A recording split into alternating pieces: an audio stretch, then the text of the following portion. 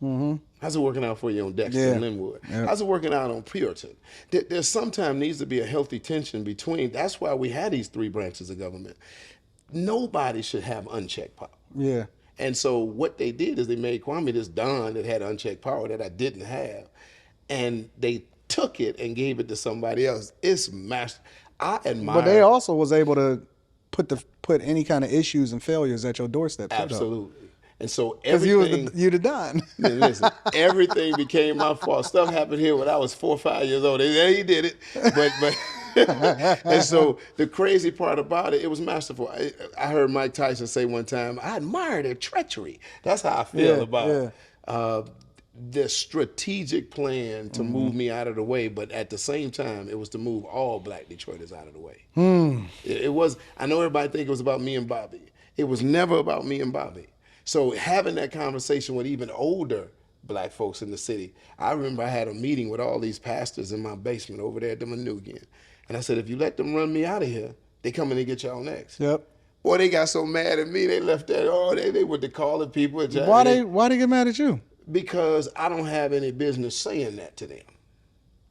I told the Black contractors the same thing. I received letters in prison, you were right. You were right. And when I came home the first time and I started riding around the city, I see the tremendous growth downtown and nice looking stuff. And then I go out to some neighborhoods where we had development on the table, just like 7 Mile, Illinois, or Jefferson Chalmers, the stuff that we were doing in that, and it's over. No more money, no more funding for it. That's why you need the healthy tension, because you need an Alberta Tinsley Talabi standing up saying, I want that in my neighborhood. Kwame, I ain't gonna vote for none of that stuff unless you put that on Jefferson and Chalmers. You need that, because I'll be trying to figure out how to help this person, that person. I got 139 square miles. You need somebody that says, this is a big city. Don't forget me on 7 Mile, Illinois. This is a big, people forget that. This is a huge city, man. And there are a lot of places don't get attention. I was over at one of the guys that I know, his mother's house. She lives on Joy Road in Livernois. Yep, I know all about it. Man, that ABC community. That used I to know be such a all wonderful about community. it. I was over there yesterday, and it almost brought tears to my eyes.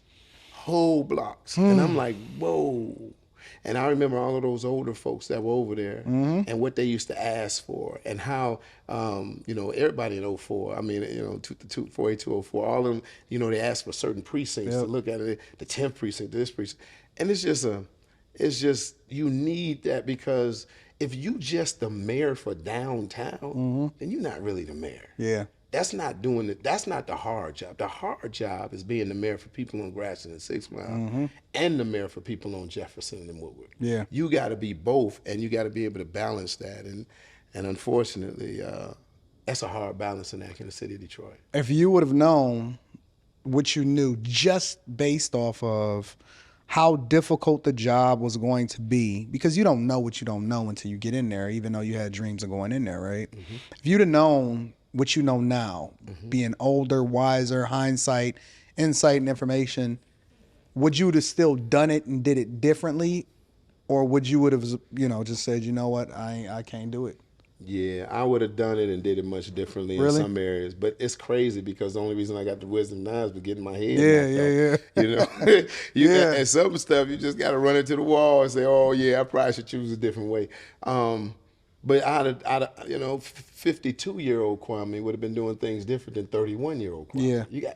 People got to realize that was 21 years ago. No, 31 is really young still. Yeah. So 35-year-old Kwame, you judging something from 35-year-old Kwame. I'm 52-year-old Kwame. Yeah. My sons, the twins, I look at them. We were just hanging out in Atlanta last week. They're 26 years old.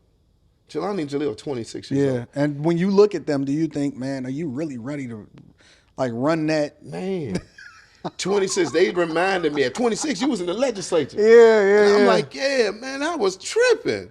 26, because looking at them, they both teachers. Yeah. Jaleel's a guidance counselor. He coaches the football team. Yeah, they doing good, man. I'm proud of all three of them, Jelani, Jaleel, and Jonas. Jonas is a junior at Morgan State. But I look at them and I'm like, that was a long, because they bring up a story. Yeah, you remember when we went to the thing and blah, blah, blah. Yeah. And then they say, like, we was like 10 then. And I'm like, 10? Y'all was 10?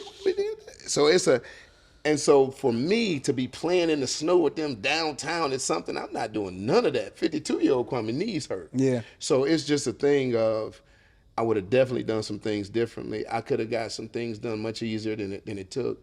I didn't have to make as many people mad, but I want to let everybody know it's impossible to do what you need to do in Detroit without breaking some eggs and making some folks mad. Yeah. Because this is a city, it's an old city.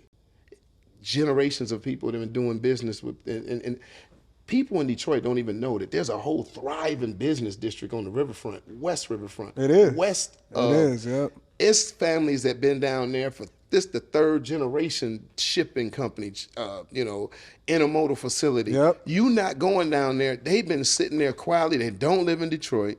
They down there quietly. They don't want to hear nothing about this warehouse space that the city was renting for 20 years with nothing in it. You know, they paying 10 grand, 15, 100 grand a month. And it's not, I go over there, it's six boxes sitting there. I said, oh, okay, this contract over. That's why What? they don't want to say nothing. That's Who why do they you quiet. think you are? Yeah. And so a lot of this stuff, so stuff ends up in the paper. And then our people say, yeah, you shouldn't do that. You're going to break some eggs. If I do something for Linwood and the Boulevard, I'm not doing something for Gratiot. Yeah. So the people on Gratiot mad, and the people on Linwood and Des, they happy. Yeah. Yeah, he did that because that's where he from. Okay, so then I go do something for Chalmers and Jefferson, but I didn't do it for 7 Mile Living On. Yeah. So it's like, that balancing act has been something. And now, because people don't have a relationship personally to the mayor, they don't feel the mayor. So do you think that you were too connected to the city in a lot of ways? Because I think that the fact that you were, it's almost like people could reach out and touch you, or they could relate to you, or you was from here. And I kind of struggle with that just from a business perspective, in that sometimes I have to kind of like remove myself from being as participatory Yes. in certain environments, because it's like they don't respect you, or they don't really have as much regard for you as long as they have visibility into your life where they can participate with you. Do you think that that's would you say that? Because I'm conflicted. It's conflicted. You can't. It's like yes and no. Yeah. This my family, man. I mean, Yeah. I ain't, whether I'm in Dallas or Atlanta or Soweto, South Africa, my family is Detroit. Yeah. And so families have disagreements. Families have issues with each other, but family take care of each other at the end of the day, even if they have to do it holding their nose. Man, I'm gonna help this dude. Here he go again. It's a family. That's how I thought of Detroit, and that's how they thought of me. Yeah. Kwame, you better get over here and take care of me. You ain't had this grass cut? I'm sorry, Miss Jackson. I'll be over there. Listen, and they'll come into a public forum. I mean, Deron said he know. I mean, they'll be talking to me like I was really their son. Yeah. Really, but I appreciated that. Come here, baby. Come on, give me a hug. Stop all that foolishness. Come on. So I liked all of that. But then again, they also didn't get a chance to respect the office that I was in. I agree. And so therefore, they could just easily let it go, get somebody else, not understanding that politics is a contact sport.